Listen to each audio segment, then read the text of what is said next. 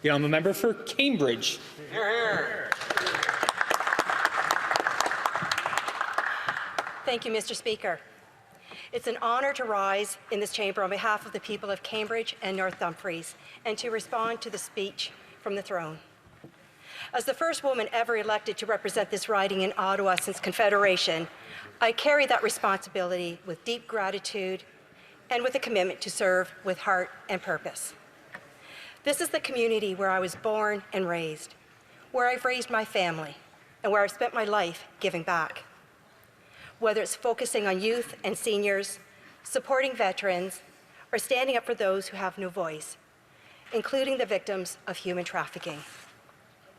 Through the years, I've seen our community grow, from the vibrant neighborhoods of Galt, Preston, and Blair, where the Grand and Speed rivers meet, connected by bridges, to the rural areas of North Dumfries, Ayr, Clyde, and Brenchton. This is a place of history. It's a place of natural beauty with a shared sense of community. It's a place where neighbors support each other and where small businesses want to put down roots and grow. Over the course of the campaign, we knocked on over 80,000 doors across Cambridge and North Dumfries. We listened on front porches, in driveways, and at kitchen tables. People opened up and shared their stories, their struggles, and their hopes for a better future. Along the way, I met people who have become friends, like Bonnie, whose kindness radiates in everything she does. She bakes pies and butter tarts for our local meal programs and crochets squares for blankets that help veterans settle into their new homes. I remember meeting Susan, a senior living on a fixed income. She told me how, after paying her bills, there's often not enough left to buy the grocery she needs. It made me think of my own grandmother. Our family has an old photo of her standing in front of her fridge, the door wide open, the shelves are full, and she's got a huge smile on her face. For her, that fridge wasn't just about food. After immigrating to Canada from a war-torn Eastern Europe, it was a symbol of safety, of having enough, and of making sure no one in her family ever went hungry again. I also spoke with many young people, some just starting out in their careers, others finishing school, who told me they can't see a future for themselves here. They want to stay close to family and contribute to the community they grew up in, but they can't find jobs that pay enough to sustain themselves. One young man, an engineer, told me he's considering leaving Canada altogether, looking for opportunities abroad because he no longer sees a future for himself in the country he calls home. He wants to build a life here, but with the rising cost of living and limited opportunities, he's starting to feel like his dream is out of reach. Despite working hard, he can't see a path to owning a home or starting a family. And he's not alone. I've spoken with many young people in our community who feel the same. They're doing everything right, yet still feel like they're falling behind. My dad, at the age of 19, came to Canada for freedom and opportunity. The day after he arrived, he started a job as an electrician in the village of Ayr, where he was able to build that life, buy that home, and start a family. These are the very things so many young people today feel are no longer possible. That promise of a country where hard work is rewarded, rights are protected, and each generation builds something better for the next. That is the promise I will help restore. That is the promise I will protect. In many conversations, I also heard a growing sense of worry. I grew up in a neighborhood where we could leave our doors unlocked. We'd head downtown to Queen Square, sit by the fountain, and enjoy an ice cream on a warm summer afternoon. It was a time when you didn't think twice about your safety. But today, that sense of safety is slipping away. Time and again, I heard people tell me they no longer feel secure, even with their doors locked. They worry about break-ins, thefts, and the rise of violent crime on our streets. I spoke to parents who won't let their kids walk to the park alone anymore, to the seniors who don't feel safe answering their doors at night, and to shop owners who've been targeted more than once. This isn't just about statistics or headlines. It's about real people in real neighborhoods feeling unsafe in the place that they call home. It's about the loss of something we all deserve: peace of mind and the freedom to walk down the street or sit by the fountain, enjoy an ice cream without fear. There is a growing disconnect between the people and their government. In a time when many have lost faith in our institutions, the government must be reminded that it exists to serve the people, to be accountable, to be responsible, and to have a plan. At the doors, I also heard a sense of hope. Hope that we can restore what's been lost, rebuild what's been broken, and renew the promise of Canada. That same hope, hard work, and resilience carried me through many of life's challenges, and it's what will guide me every day in this House. Those experiences didn't lead me to politics. They led me to people, and people led me here. I came to Ottawa to serve, to listen, and to be a strong voice for the people of Cambridge and North Dumfries. I came here to support solutions that will build a Canada that works for everyone, a country where freedom is defended, opportunity is within reach, and hope is restored. I want to help build a Canada where the promise of a better life is not just a dream, but a promise every Canadian can believe in once again. Mr. Speaker, this country has given my family everything, and now I intend to give back with everything I have.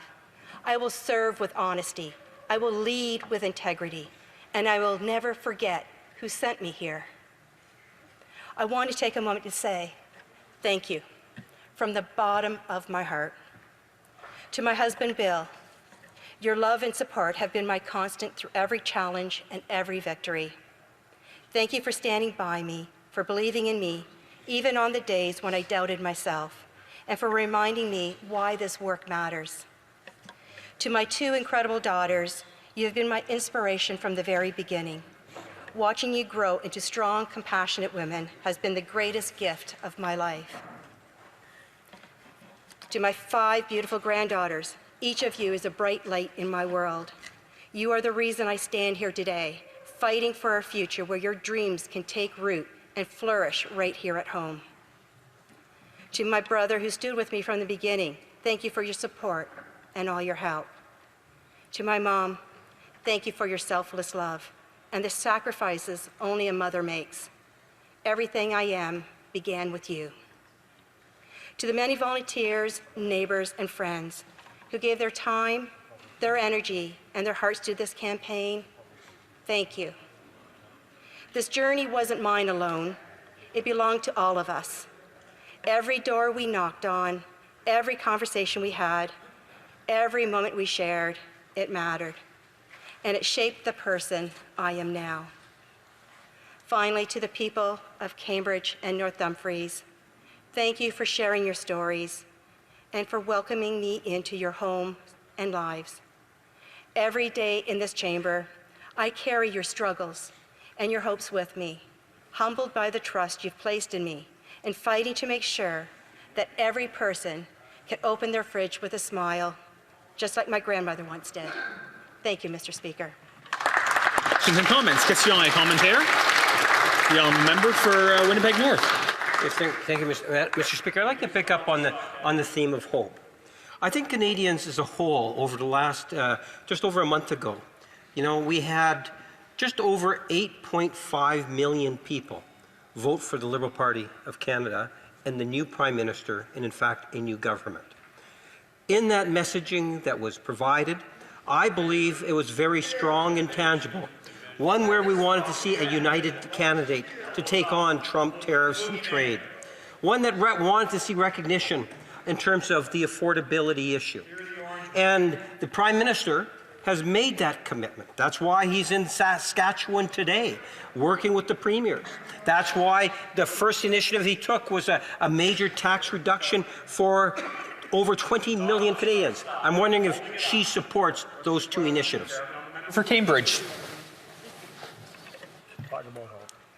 Mr. Speaker, thank you for the member's question. My family came here with nothing and built a life. But young people today are doing everything right and getting nowhere. The promise of Canada was about believing that if you worked hard, something better was possible. That promise built families, built communities, and built this country. And today, too many young people are losing faith in it. My job, our job, is to make sure that promise still means something. And these aren't just my words. They're the voices of the young people in my riding who feel they have no choice but to leave their country, their families, and their friends because they can't afford to stay. They're not asking for much, just the chance to build a life, live somewhere affordable, and to have a job that pays enough to get them ahead. Young people need hope for the future, and it's time we give them a reason to believe in it. Questions and comments. L'honorable député de The honourable member for Rivière-du-Nord. Thank you, Mr. Speaker. I'd like to know what my colleague thinks about the fact that is this really any way to run a government, to not have a budget, to not have any forecast, but to propose to spend huge amounts of money on a pipeline when forests are burning in Quebec and elsewhere in Canada, and climate change is affecting us? There's poverty all over the place. There's a housing crisis. Just this week, there were families who were forced to move because of the fires in Manitoba. Is this any way to run public finances? Mr. Speaker, I thank the member for his question. Going door to door to the 80,000 homes that I've been to, I've spoken to a lot of people, and their priorities right now to me, we're talking about affordability, housing, and crime. And I've served this community not from a podium, but on the ground, helping children with their learning, supporting families through housing and financial challenges, listening to those who felt ignored, and standing by our veterans who deserve far more.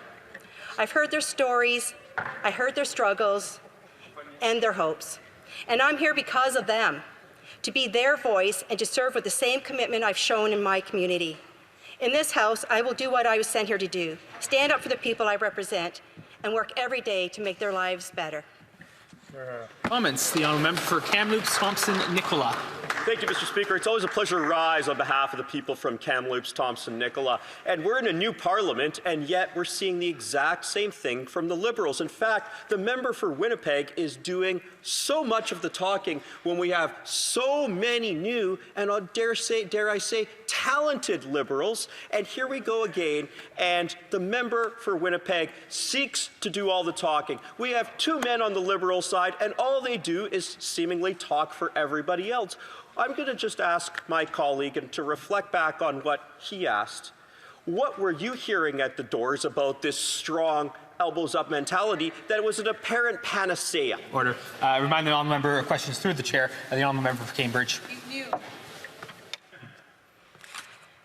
Mr. Speaker, I thank my colleague for his questions and his concerns. And while I hear the government continue to distract themselves from their lack of a plan or a budget, I'm going to stay focused on what the people in my riding sent me here to do. Because a government making promises without a plan or a budget isn't delivering. It's just issuing press releases. And Canadians can't afford more of the same from this not new government.